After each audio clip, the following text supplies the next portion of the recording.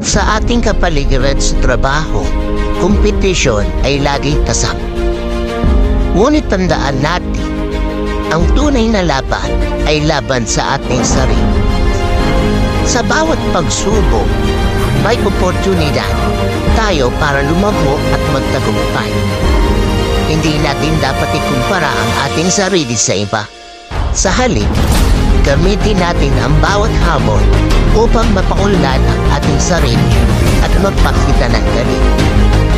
Ang kompetisyon ay nagbibigay ng enerhiya at inspirasyon upang patuloy na magpursige.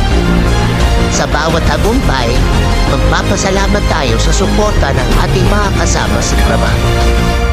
Sa bawat pagkabigo, tayo ay matututo at babahon ng mas malakas. Sa ating pagsasama at pagtutulungan, walang pagsubok na hindi natin malalakasan.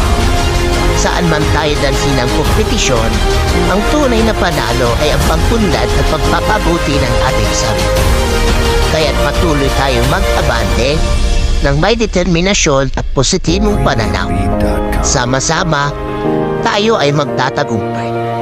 Kaya kapag HR ka, of course, pinapaunlad mo ang iyong sarili.